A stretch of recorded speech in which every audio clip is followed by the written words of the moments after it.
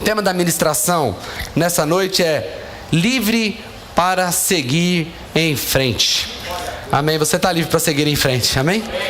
Nada vai te travar mais na sua história, travar no seu passado. Deus vai te desamarrar para você poder correr na direção da vontade dEle.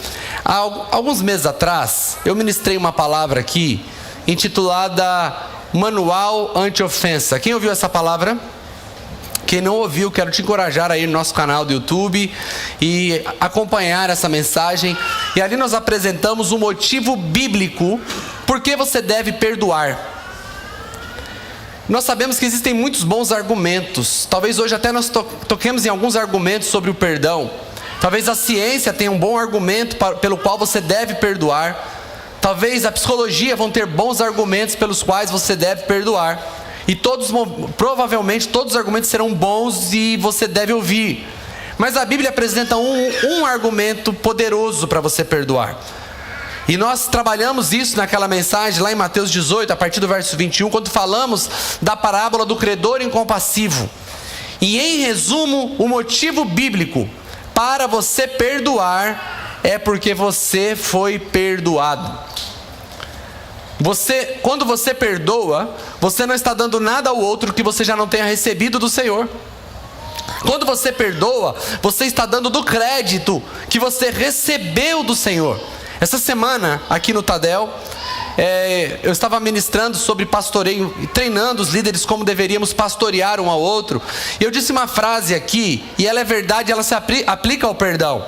Eu falei: ninguém nessa igreja deve nada para mim, porque não há nada que eu faça para vocês que eu não tenha recebido do Senhor. O Senhor já me deu antes de eu oferecer. Eu tenho mais do que eu mereço, eu sou muito abençoado. Então quando eu faço, eu não estou querendo ter retorno, eu estou fazendo porque Deus já me abençoou. Quando nós perdoamos, temos que ter essa mesma mentalidade. Eu não estou te perdoando porque eu estou fazendo algo por você novo. Eu estou te dando o que eu também recebi. Portanto, a dificuldade de perdoar está diretamente conectada com a nossa falta de revelação do quanto somos perdoados pelo Senhor. Jesus passa por um episódio. Jesus entra numa casa de um homem chamado Simão. E quando ele entra nessa casa, uma mulher entra e começa a lavar os pés de Jesus. Ela começa a beijar os pés de Jesus. Ela lava os pés com lágrimas. Ela perfuma os pés de Jesus. E de repente, Simão, ele pensa, só pensa no teu coração: se esse homem fosse um profeta de verdade, ele saberia que essa mulher que está tocando nos pés dele é uma pecadora. Jesus, sabendo disso, ele fala: Simão, um credor tinha duas pessoas que deviam para ele, dois devedores. Um devia uma quantidade muito grande, uma quantidade pequena. Ele vai usar a medida em denários, vai falar que um devia 500 denários, outro devia 50 denários. Denário é uma unidade de medida que corresponde a um dia de trabalho. Então um devia quase 2 anos de trabalho para aquele credor, outro devia ali 50 dias de trabalho. E de repente esse credor decide perdoar os dois. E ele olha para Simão e diz: Simão, quem vai amar mais? Quem vai ser mais grato? E Simão diz: aquele que teve uma dívida maior, perdoada. E Jesus diz: falaste bem. Quando eu entrei na tua casa, você não providenciou água para lavar os meus pés. Essa mulher está lavando os meus pés. Você não me beijou o rosto, porém ela beija os meus pés. Você não ungiu a minha cabeça, porém ela passa perfume no meu pé. Porque quem muito foi perdoado, muito ama. E a questão que fica no ar é: será que aquela mulher tinha mais pecados do que Simão? Será que dá para ranquear os nossos pecados? Será que existe um ranking no céu que vai acumulando e vai dizer: não, esse aqui é muito, esse aqui é médio, esse aqui é pouquinho? Talvez você pense que você é a turma que pecou pouquinho. Romanos 3:23 diz que todos pecaram e estão destituídos da glória de Deus. Tiago vai dizer que quem tropeça em um ponto da lei é culpado da lei completa. Não existe nenhuma pessoa que possa dizer assim: não, eu pequei menos. Portanto, o que Jesus está dizendo para Simão é que a nossa relação com Deus, a nossa relação com o que Deus fez por nós, está completamente ligada à revelação que temos do que Deus fez por nós. Portanto, aquele que perdoa com liberalidade é aquele que tem plena revelação que foi perdoado pelo Senhor. Esse é o argumento bíblico para que você nunca mais viva sem perdoar. inconcebível que um cristão não perdoe. Assim como um judeu guarda o sábado, se circuncida, deixa de comer peixes que não tem escama, não come porco e tem um monte de rituais e eles obedecem. Assim como o muçulmano também se circuncida, guarda a sexta-feira e segue um monte de rituais. Eu quero dizer para você, você não precisa guardar o sábado, você não precisa guardar a sexta-feira, você pode comer todos os alimentos, mas você tem que perdoar. E você precisa entender isso. Não há opção para um cristão dizer assim, não, eu sou cristão, mas eu não perdoo. Não, é incompatível. Porque quem é cristão porque reconhece a obra de Cristo, reconhece que era pecador, reconhece que era miserável, reconhece que estava destinado ao inferno, mas por graça e amor, Jesus nos encontrou, nos perdoou, fez de nós os seus filhos e colocou sobre nós a tua justiça, cuidou de nós. Nós somos devedores e nós temos que, Ele não cobra nada de nós. O que nós fazemos então? Estendemos ao outro o que Ele fez por nós. Está claro para você isso? Amém. Eu resumi a mensagem toda, você pode voltar lá e você pode escutar. E hoje eu quero trabalhar um pouco a questão não da ofensa no sentido do que fizeram por nós, mas como nós temos absorvido o que fizeram por nós. Eu quero ler com você Lucas capítulo 17, Lucas capítulo 17 do verso 3 ao verso 5.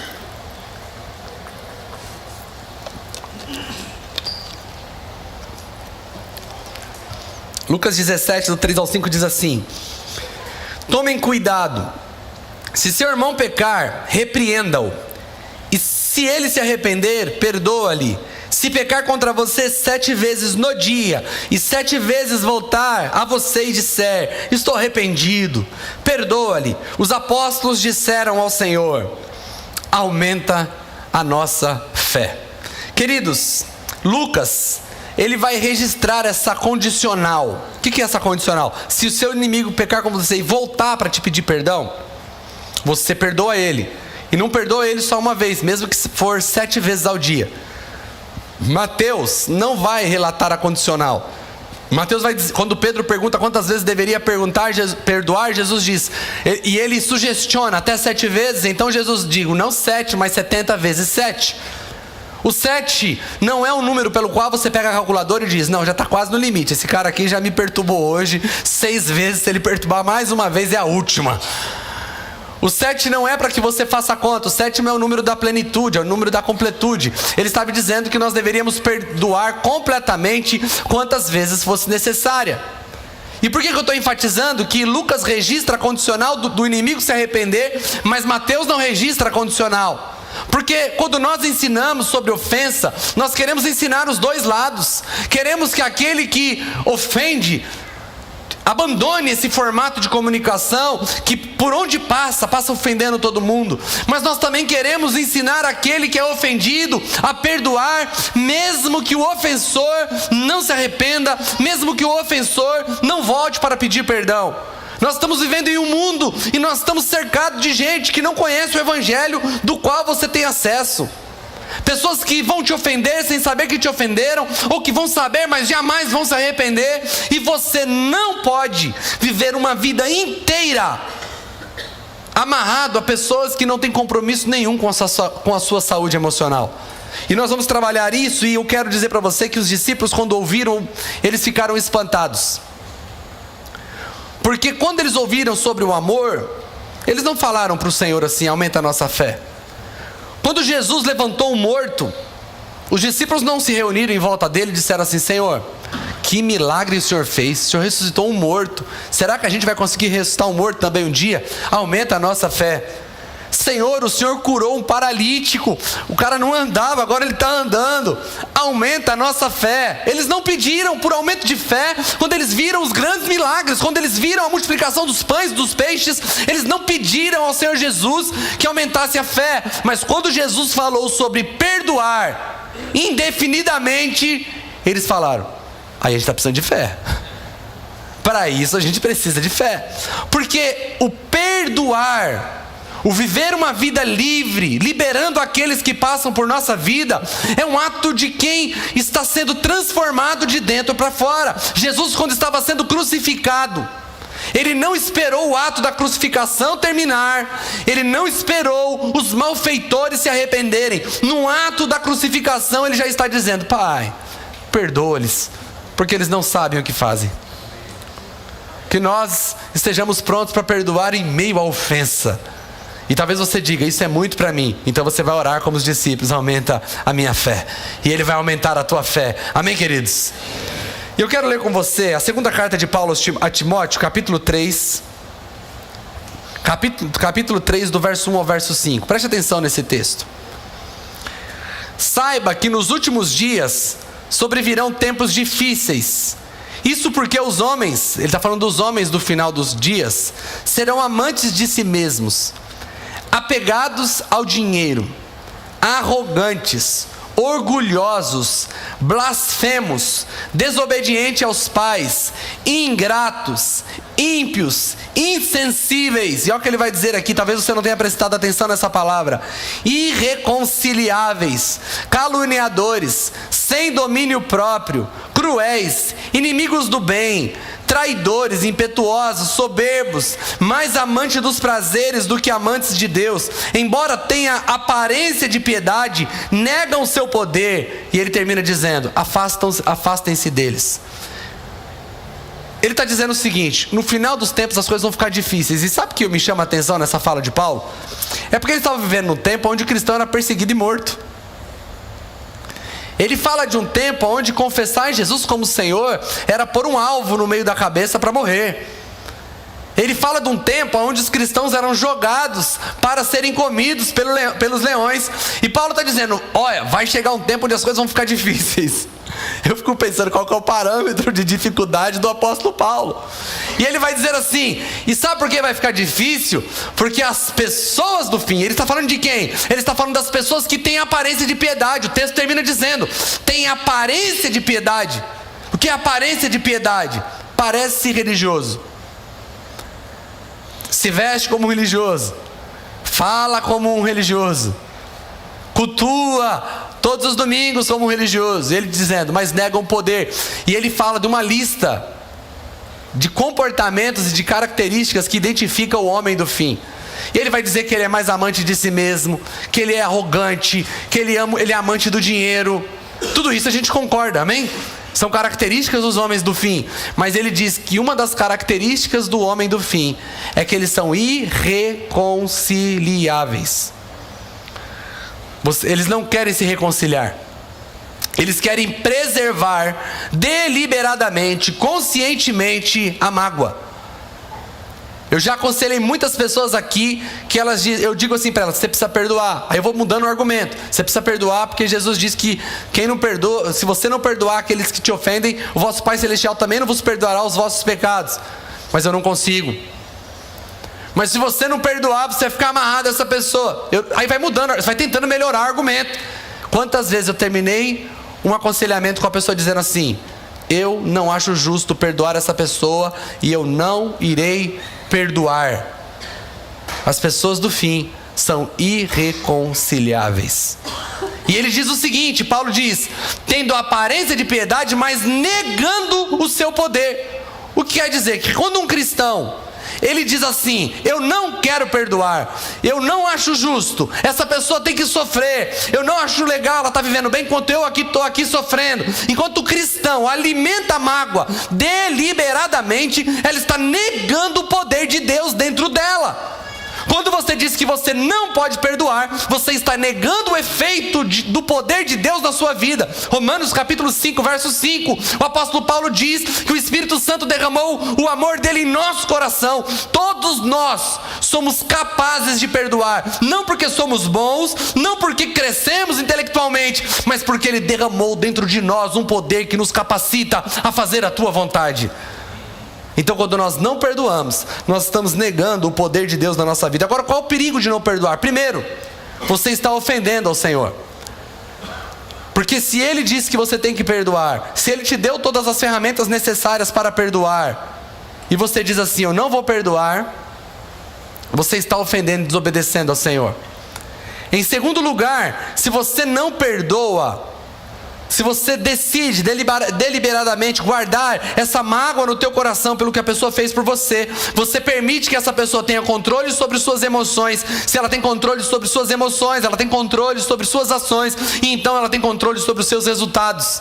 E quando nós falamos abertamente que estamos em determinado estado porque alguém fez algo por nós, nós estamos dando a ela o poder de nos tirar daquele lugar. Portanto, não temos condição nenhuma de caminharmos para fora daquela situação sozinho. Enquanto você diz, eu estou vivendo assim porque alguém fez algo por mim, você simplesmente está dizendo, eu só vou sair daqui quando essa pessoa resolver o problema.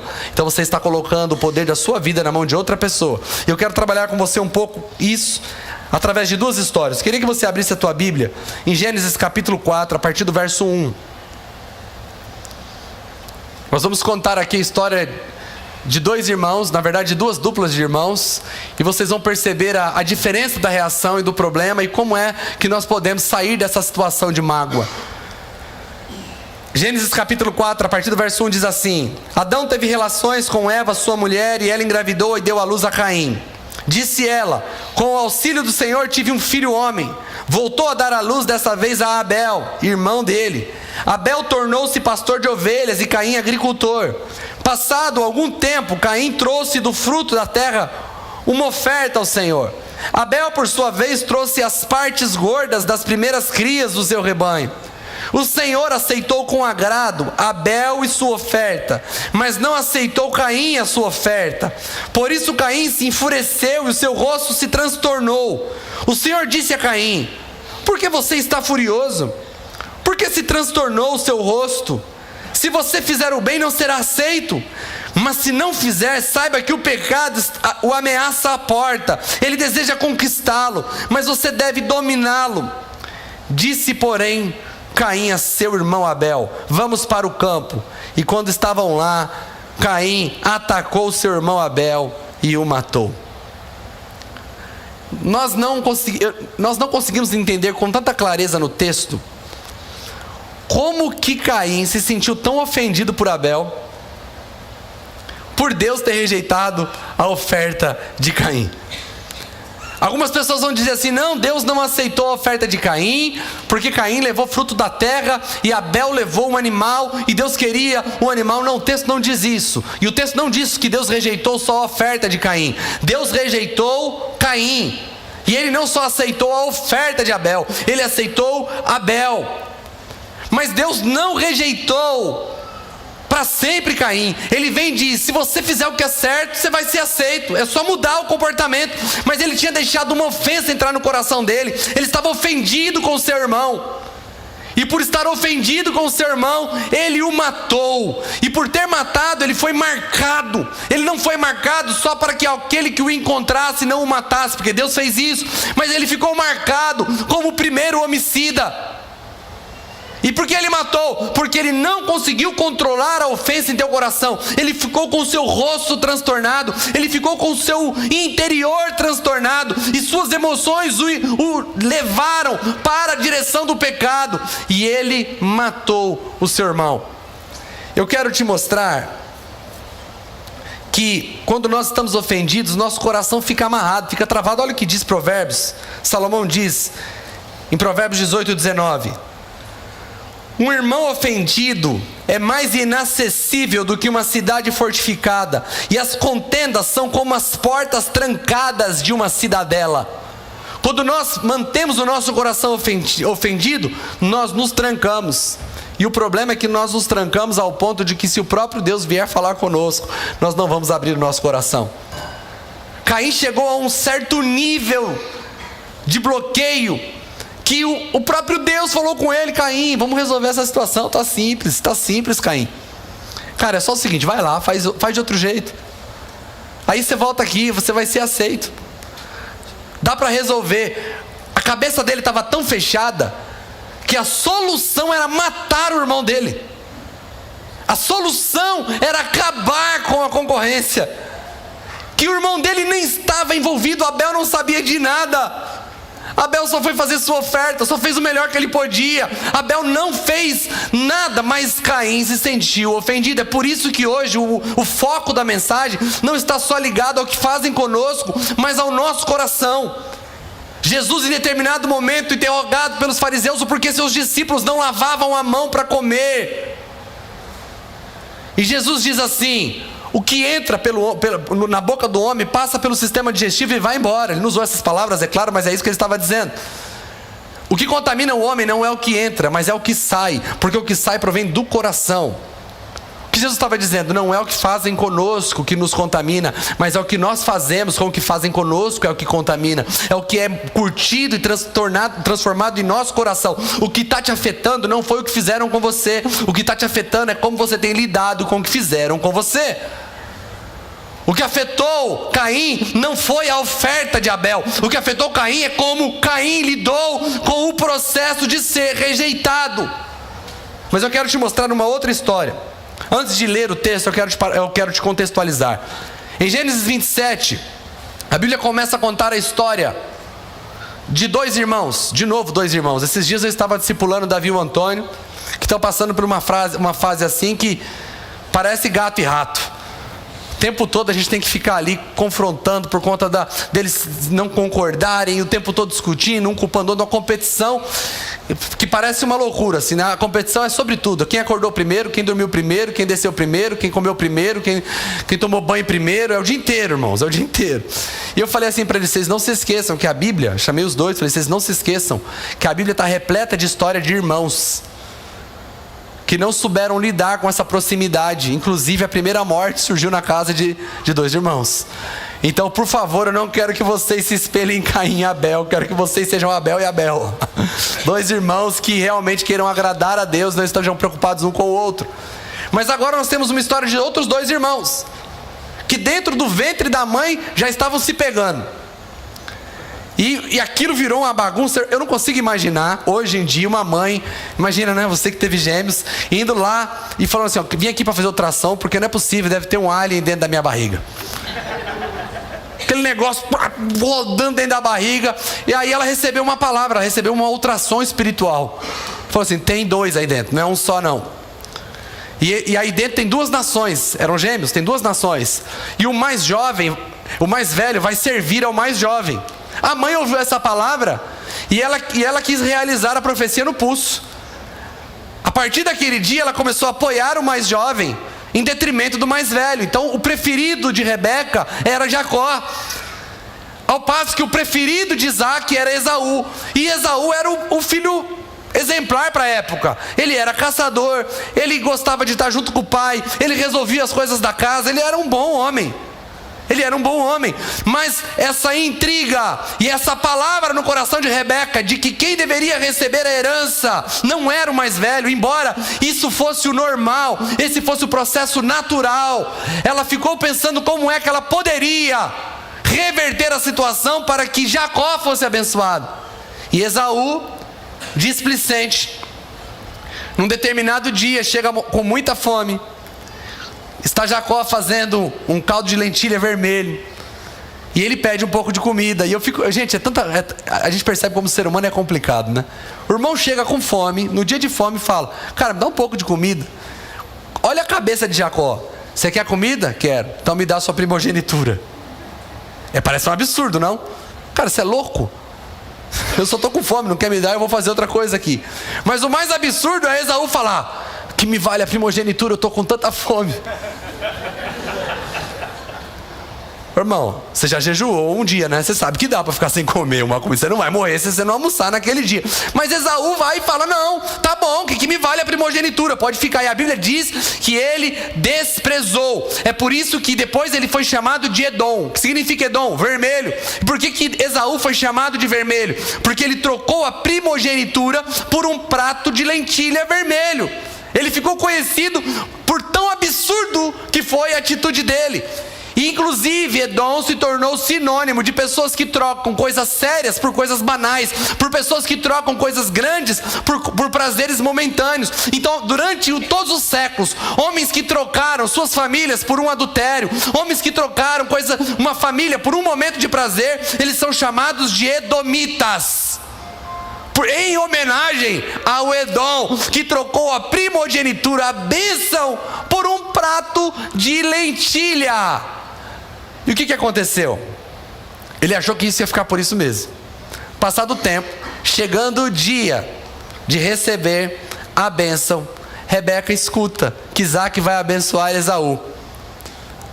E ela chama Jacó e diz assim, hoje é o dia de você receber a bênção. Se as coisas continuam sendo absurdas, para mim é uma história absurda. Por que Jacó não chama seu pai e fala assim: pai, é o seguinte, houve uma transação entre eu e meu irmão, e eu comprei o direito de primogenitura dele com um prato de lentilha. Isaac vai falar: você é louco, você vendeu para... Onde seu pai? Agora seja homem, Esaú, e confessa que você fez isso. Mas não, até na hora de concretizar a transação, foi por baixo dos panos. Esaú sai para buscar um animal para fazer a comida e receber a bênção do seu pai. A Rebeca escuta e fala: vamos fazer o seguinte, vamos resolver isso antes do seu irmão voltar. Prepara o mais rápido o guisado, põe a roupa de Esaú em Jacó, coloca pelos de animais, porque Jacó tinha a pele lisa, porém Esaú era peludo, Isaac já era cego e velho. E Jacó entra dentro ali da tenda de Isaac e o engana, e recebe a bênção no lugar de seu irmão. Preste atenção, a bênção não era como hoje, vamos orar, impor as mãos e te abençoar. Não era só isso, era como um documento. Ele estava dando a herança para Jacó no lugar de Esaú. Então Esaú volta, e quando Esaú prepara o animal e ele entra na tenda do seu pai, o seu pai percebe que tinha sido enganado. Então Esaú diz: pai, mas não sobrou nada para mim. E se você ler o texto, ele vai dizer: não sobrou nada para você, inclusive você vai servir ao teu irmão. Olha como ficou o coração de Esaú. Gênesis 27, 41, olha o que Esaú falou. Gênesis 27, a partir do verso 41, diz assim: Esaú guardou rancor contra Jacó por causa da bênção que o seu pai lhe dera, e disse em seu coração: os dias de luto pela morte do meu pai estão próximos. Depois disso matarei o meu irmão Jacó. Quando contaram a Rebeca as palavras de Esaú, o seu filho primogênito, ela mandou chamar Jacó, o seu filho mais novo, e disse: Esaú, seu irmão, se consola com o plano de matá-lo. Ouça, pois, o que eu digo, meu filho. Fuja imediatamente para a casa do meu irmão Labão em Harã. Percebe que ia acontecer de novo. Embora Abel não teve a intenção de ofender Caim, Jacó teve a intenção de ofender. Embora ele não fez para ofender, mas ele fez algo que de fato traria ofensa. E Esaú reagiu como Caim: eu vou matar. Mas um pouco mais esperto que Abel foi Jacó, que fugiu para não morrer. Passaram-se 20 anos. Jacó prosperou, Jacó teve mulheres, filhos, rebanhos, enriqueceu, e depois de 20 anos ele sentiu a necessidade de se reconciliar com seu irmão, e ele manda uma carta, ele manda um mensageiro. Está lá em Gênesis capítulo 32, a partir do verso 3, o texto diz assim: Jacó enviou diante dele mensageiros a Esaú, seu irmão, na terra de Seir, região de Edom, e lhe ordenou: vocês dirão o seguinte a meu senhor Esaú: assim diz teu servo Jacó, estive com Labão e lá permaneci até agora. Tenho bois, jumentos, ovelhas e cabras, servos e servas. Envio agora esta mensagem ao meu senhor para alcançar o seu favor. Quando os mensageiros voltaram a Jacó, disseram-lhe: fomos até Esaú, o seu irmão, e agora é ele quem está vindo ao seu encontro com 400 homens. Meu Deus do céu. Eu fico imaginando quando Jacó recebe essa mensagem. Ele deve ter tremido a perna todinha, porque qual que é aqui a ideia? Avisa pro meu irmão que eu tô indo lá conversar com ele pra gente se acertar. Aí volta o mensageiro. Eu fico imaginando o Jacó todo ansioso para receber a resposta. E aí, como que foi? Meu irmão, estava melhor? Como estava o semblante dele? Você acha que vai dar certo? Ele fala: não, fica tranquilo, ele está vindo. Mas não está vindo sozinho não, ele está trazendo 400 homens com ele. Por que eu estou enfatizando? Porque as cenas dos próximos capítulos dessa história demonstram uma sucessão de atitudes que demonstram o medo de Jacó. Jacó prepara todo mundo e ele passa por um lugar que era chamado Val do Jabó, que era um vale, depois ficou conhecido como Peniel. E ele vê um homem ali e ele entende que é um anjo do Senhor. E a Bíblia diz que ele faz passar todo mundo na frente dele, ele fica ali e ele briga a noite inteira agarrado Nesse anjo dizendo, não, você não vai, você tem que me abençoar, você só vai embora se você me abençoar. E no outro dia, quando já estava quase amanhecendo, esse anjo precisou tocar a coxa de Jacó, desarticulá-lo, para que pudesse soltar e ele pudesse ir embora. Ali o nome dele foi transformado para Israel. Deus mudou o coração dele. Mas eu fico pensando que esse encontro de Jacó com esse homem de branco foi um ato de desespero. Cara, você precisa me ajudar. Eu preciso da sua bênção. Se eu sair daqui sem sua bênção, eu estou perdido. É aquele momento que a gente tenta encontrar alguém para que nós tenhamos segurança. Vocês sabem que eu sou o oitavo filho de uma família de 8 irmãos. Ontem minha irmã esteve ministrando aqui. Aí alguém disse assim, eu não sabia que tinha menina. Eu falei, não, tem uma não, tem 3. E mais 5 homens. E eu sou o mais novo deles. Eu lembro um dia que eu saí da escola e eu morava mais ou menos a uns 200 metros ali da escola, eu estudava, e na mesma rua nós tínhamos a funilaria e pintura onde meus irmãos mais velhos trabalhavam. E eu, irmão, era uma criança assim, pouco encrenqueira, sabe, briguento na escola. E um dia eu arrumei encrenca com um cara errado. Eu sabia que eu ia apanhar. Eu só provoquei, mas eu achei que ia ficar por aquilo mesmo. Mas eu percebi que o negócio esquentou pro meu lado. Ele tinha umas 2 vezes maior que eu, bravo, forte, briguento, sabia brigar. Eu falei, hoje eu apanho. E aí eu pensei que ele ia esquecer. Quando eu estou na porta da escola, ele encosta o rosto perto de mim e fala assim, hoje eu vou te arrebentar. Irmãos, eu só pensava assim, eu estou a 200 metros da minha casa e estou a 100 metros da oficina dos meus irmãos. Eu tenho que aguentar até chegar lá. Irmãos, eu ia andando assim, o cara ia me provocando e eu não respondia, assim, bem humildezinho, sabe? Bem quieto, de cabeça baixa, eu falei assim, eu não vou retrucar, eu não vou responder, deixa ele falar, porque se eu falar antes eu vou apanhar. Mas irmão, quando chegou na rumo da oficina dos meus irmãos, eu cresci. Falei, o que você vai fazer? Você vai me bater? Fala de novo. O cara falou, que mudou? Isso como é que é retardado, doido. Aí meus irmãos olhou assim e falou, o que foi? Falei, falou que vai me bater. Aí o irmão meu veio e falou, você vai bater nele? Bate alguém do seu tamanho. Os irmãos tudo grande, ele maior que ele. Aí eu troquei, né? Inverti a lógica, ele era o pequenininho agora. Irmão, eu fiquei grande, aquele rapaz nunca mais mexeu comigo. Porque eu olhei pro irmão e eu falei, agora eu encontrei apoio em alguém. E eu fico imaginando Jacó dizendo, agora eu tenho um anjo para me ajudar. Pode meu irmão vir com 400, mas eu tenho um anjo do meu lado, ele vai me abençoar, ele vai resolver o meu problema. Mas passa aquela situação, Deus muda o nome dele, e de repente ele começa a andar, e a Bíblia diz que quando ele vê aquele grande número de homens vindo, ele começa a mandar presente. E ele manda manda boi, e manda ovelha, vai mandando presente para tentar acalmar o coração do irmão dele. Aí quando ele chega perto que ele olha, aí ele tem uma atitude muito covarde. Jacó faz assim, pega a mulher, as mulheres, as crianças, fala, vai na frente, vai na frente. Parece os homens dos nossos dias, né, irmãos? Não é você, os homens aqui da paz é uma benção, eles vão na frente, morrem pelas esposas, mas os outros homens por aí, né? Vai na frente, porque se matarem vocês, dá tempo de eu fugir. Mesmo mancando, né? Que agora estava mancando. E quando ele chega e se encontra com o irmão, olha o que o texto diz. Gênesis 33, a partir do verso 3. E eu acho maravilhoso como o autor, que é Moisés, ele constrói a narrativa do texto para a gente perceber que era um negócio que ia dar ruim. Ia dar ruim. Já veio, tá com má vontade, já veio com 400 homens, ele queria matar, mas olha o texto. Gênesis 33, a partir do verso 3. Ele mesmo passou à frente deles e curvou-se até o chão 7 vezes. Quem? Jacó. Só para você entender. Quando ele viu o irmão dele, ele andou um pouquinho, se ajoelhou, prostrou no chão, levantou. Andou mais um pouquinho, prostrou no chão, ajoelhou. O irmão está olhando aquela cena, já tinha recebido um monte de presente, agora o irmão dele vindo ajoelhando. E olha o texto. Esaú correu ao encontro de Jacó e agarrou-lhe o pescoço. A gente para por aí. É muito incrível como o autor constrói o texto para que a gente fale, vai dar ruim, tem tudo para dar errado. E agarrou-lhe o pescoço. Mas olha o que o texto continua dizendo. Abraçou e o beijou, ambos choraram. Então Esaú ergueu os olhos e ao ver as mulheres e as crianças perguntou, quem são estes que estão com você? E Jacó respondeu, são os filhos os quais Deus agraciou o teu servo.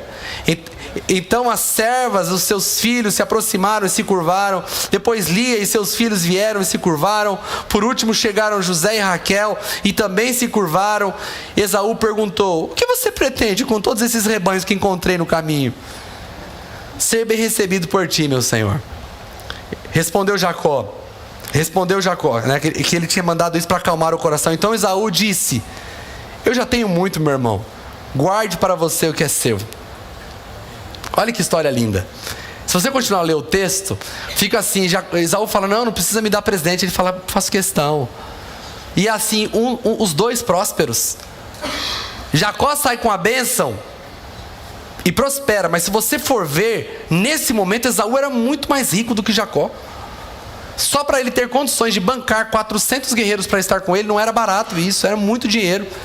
Então quando chega Esaú está bem.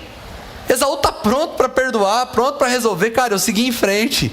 Você levou a benção, mas está tudo bem, eu estou bem. Aqui, olha, eu tenho uma família. Tudo isso acabou, cara. Aquilo ali não existe mais. Ficou para trás, eu segui em frente. Eu não fiquei preso naquela história. Enquanto Caim ficou marcado a vida toda, porque ele não conseguiu lidar com suas emoções, Esaú lidou com suas emoções, deixou para trás o que devia ficar para trás, olhou para frente e construiu a vida dele. Eu nunca imaginei que eu olhei para Esaú e falava: eu preciso aprender com esse cara. De verdade, quando estava lendo as escrituras, eu percebi a atitude de Esaú, isso chamou minha atenção, dizendo: olha que atitude de perdão. A atitude de alguém que não ficou preso na ofensa. A atitude de alguém que decidiu andar para frente, decidiu deixar as coisas que travavam suas emoções para trás e dizer: eu tenho uma história para ser construída e isso não vai me prender. Todas as vezes que eu falo de perdão, nós pensamos em quem? Em pessoas que nos ofenderam, pessoas que fizeram mal para nós, que nos traíram, pessoas que nos difamaram, pessoas que nos enganaram. E é claro, nós temos que perdoá-las, porque nós não temos direito de mantê-las presas e nem temos o direito de dizer: eu não perdoo, porque isso demonstraria a nossa falta de compreensão do que Jesus fez por nós. Mas hoje eu não quero focar só nesse tipo de situação, porque tem problemas, tem ofensas que as pessoas nem sabem que te ofenderam e você está ofendido. Imagina Caim marcando aconselhamento com o pastor Mateus: pastor, é o seguinte, tô ofendido com meu irmão, vou matar ele. Cara, mas o que seu irmão fez para você, Caim? Pelo amor de Deus, o que ele fez? Você precisa de ver a presunção dele quando ele foi levar a oferta dele. Ficou olhando para mim e ficou me esnobando. Porque quando a pessoa, preste atenção, quando a pessoa tem um coração sensível, ela tem que criar uma situação na mente dela para provar que o outro de fato a ofendeu. Caim não estava nem aí, Abel não estava nem aí com Caim. Se Caim tentasse explicar o porquê ele estava ofendido, ele não conseguiria explicar. Tem pessoas aqui entre nós ofendidas que, se você contar o porquê você está ofendido, ninguém entende. Porque você não vai encontrar motivo suficiente para dizer o porquê você está ofendido. E qual é o problema? Porque nós vivemos numa geração que as pessoas não têm coragem de confessar o seu estado emocional. Porque se ela disser assim: eu sei o que a pessoa fez, não foi ruim, mas eu estou ofendido, eu sou frágil, eu sou melindroso. Porque nós vemos no tempo onde todo mundo é mimimi, menos você, né? Ah, essa geração é mimimi. Quem está falando? Alguém que se ofende por tudo. Alguém que é como um cristal. Só que você não tem coragem de falar. Você não tem coragem de dizer assim: eu me ofendo com tudo, eu sou ofendido, eu acho que todo mundo me ofende, eu acho que todo mundo... E por que nós não falamos? Porque o orgulho nos impede de ser curados. Porque enquanto você não falar sobre suas fragilidades, você não encontrará o caminho da cura. Isaías se encontra com o Senhor numa cena maravilhosa. O Senhor, a glória encheu todo o templo. Isaías está olhando, contemplando uma imagem de anjos. E de repente Isaías fala: Senhor, ai de mim, porque sou um homem de lábios impuros e habito no meio de um povo de impuros lábios. E a Bíblia diz que o anjo pega uma tenaz do trono de Deus. O que é uma tenaz? Uma brasa viva. Toca nos lábios de Isaías e diz: a sua iniquidade foi tirada. Ele resolveu o problema nos lábios de Isaías. Por quê? Porque Isaías disse: eu tenho problema com a minha boca. E ele vem e resolve o problema na boca. Mas como nós nunca confessamos as nossas dificuldades, as nossas fraquezas, a culpa é sempre do outro, nós nunca somos curados. Enquanto nós dizemos: Senhor, ai de mim, porque sou um homem de coração frágil, de mente fraca. Ai, pastor, mas irmão, não adianta, eu já falei isso aqui algumas semanas atrás. O diagnóstico não te torna mais doente, ele só revela o que precisa ser curado. Então não adianta você ficar tentando tampar o sol com a peneira. Se você tem um coração que se ofende facilmente, confessa. Isso resolveria os problemas da sua casa. Por que resolveria os problemas da sua casa? Porque muitos problemas entre marido e mulher, o homem se ofende, mas se ele chegar para a mulher e dizer assim, olha, eu estou ofendido com o que você fez, a mulher vai dizer, mas nossa, eu não fiz nada, ele vai se sentir fraco. Então ele tem que dizer, você me ofendeu, ou a mulher, você me ofendeu, você falou isso para me ofender. Se a conversa fosse diferente, olha, eu não sei se você fez para me ofender, mas eu me senti ofendido. Porque quando nós falamos sobre nosso comportamento, sobre a nossa atitude, o outro pode dizer assim, olha, me desculpe, eu não fiz para te ofender, mas se te ofendeu, me perdoe. Mas não, nós não queremos ter esse tipo de conversa, porque isso demonstraria a nossa fragilidade. Nós queremos dizer, você fez sim, era intencional, você falou para me machucar, porque nós queremos confirmar que o outro fez por intenção, porque se foi o outro que fez, então a responsabilidade é dele. Só que se a responsabilidade é do outro, a solução também está na mão do outro, mas o Senhor quer dar a solução na tua mão, para que você se arrependa e resolva a situação na sua vida. Então nós vivemos num tempo onde as pessoas não querem confessar suas fraquezas. Só que se você não disser, se você não falar sobre isso, você não vai conseguir seguir em frente. Esaú não prosperou para esfregar na cara do irmão dele. Tá pensando o quê? Você foi abençoado? Agora você vai ver que também eu não preciso disso para prosperar. Não. Ele seguiu em frente. Tem pessoas amarradas a pais que já nem vivem mais. Eu vou prosperar só para ele saber que eu sou capaz sim. Seu pai não vai ver mais nada, irmão. Mas eles vão ver que eu sou capaz. Irmão, te ofenderam quando você era criança, disseram que você não era capaz, e agora todos os seus atos é para provar coisa para quem que você não precisa provar nada, só segue em frente. Só segue em frente. Pessoas amarradas a outras pessoas que falaram, que disseram, que difamaram. Nós falamos isso aqui pela manhã. Nós estamos vivendo em um tempo, é verdade, muitas igrejas estão ferindo muitas pessoas, mas aí as pessoas falam, as igrejas ferem. Se as igrejas ferem, está na hora de nascer um povo mais curado, um povo que perdoa, um povo que libera, um povo que segue em frente, que olha para trás e diz, me ofenderam, mas isso não vai me travar. Assim como existem pessoas que ferem, existem outras que curam. Eu vou continuar em frente, vou seguir minha vida, e isso não vai determinar a minha vida espiritual, isso não vai determinar o meu ministério, isso não vai determinar a minha história, isso não vai determinar o meu trabalho. Fizeram por mim, está tudo certo, está resolvido, eu vou seguir em frente. Está na hora da gente fazer isso. Está na hora da gente tirar o controle das nossas emoções das mãos dos outros. Estava ruim com o seu pai, estava ruim com a sua mãe, ruim com o seu avô, alguém fez mal, seu marido te abandonou, te traiu. Você não consegue resolver o passado, mas você pode seguir em frente. E o Senhor vai curar o teu coração aqui nessa noite. Amém, queridos? Amém. Eu queria orar por você para que Deus pudesse pacificar o teu coração nessa noite. Talvez você possa dizer assim, mas você não sabe o que fizeram comigo. Eu não sei mesmo, irmão. E talvez você tenha boas justificativas para ficar doente para a sua vida toda. Mas eu acho que não é tão bom ficar doente para sempre. Tem um caminho novo. Tem um tempo novo. E Deus está te convidando a abandonar esse fardo e correr para o alvo que Ele preparou para você. Amém? Quero te convidar a ficar em pé.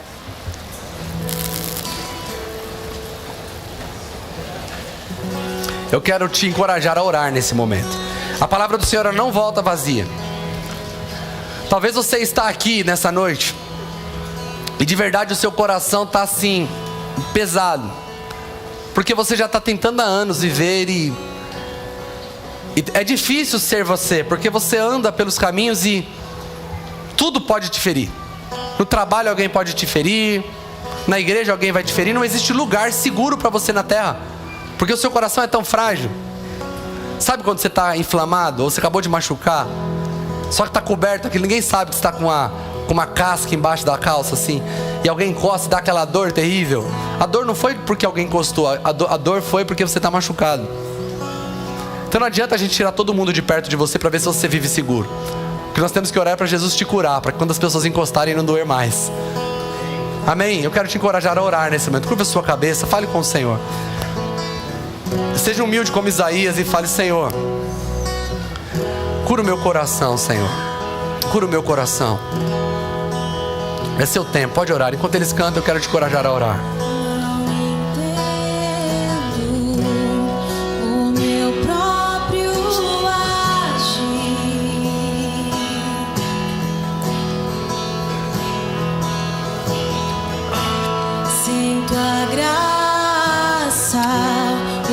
seria de mim?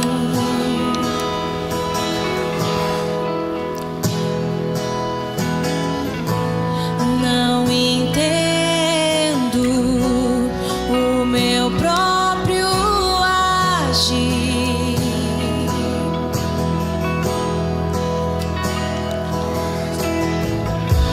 Sem tua graça, o que seria de mim, Deus?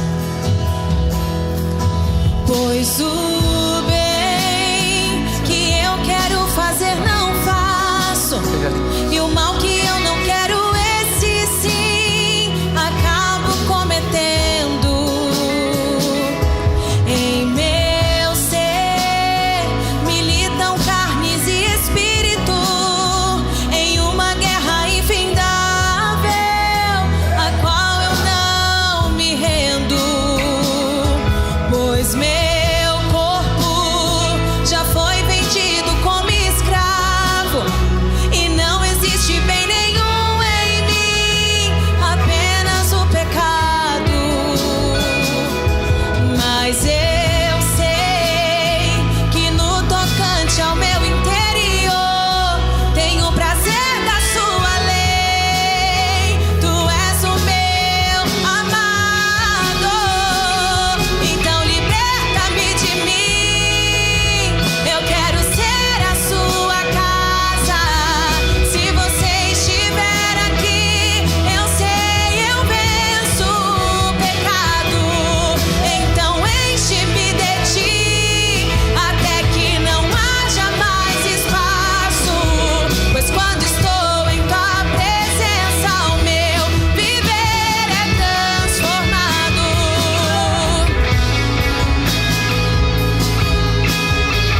Talvez você tenha dito assim: mas eu não estou ofendido. A Bíblia diz que a boca fala do que o coração está cheio. Eu quero que você seja muito sincero aqui. Quando você fala de algumas determinadas pessoas, como essas palavras têm saído da sua boca? Carregado de ofensa. Você dizer assim: não, mas eu não estou ofendido, é só a verdade, só estou dizendo a verdade. Você pode enganar qualquer um, você não pode enganar Deus. E ficar se enganando é tolice. Você pode dizer assim: eu estou profundamente ofendido. Confessar que está ofendido não é o problema. O problema é aqueles que querem, decidem deliberadamente continuarem ofendidos, como se eles precisassem daquilo para sustentar um certo tipo de justiça própria.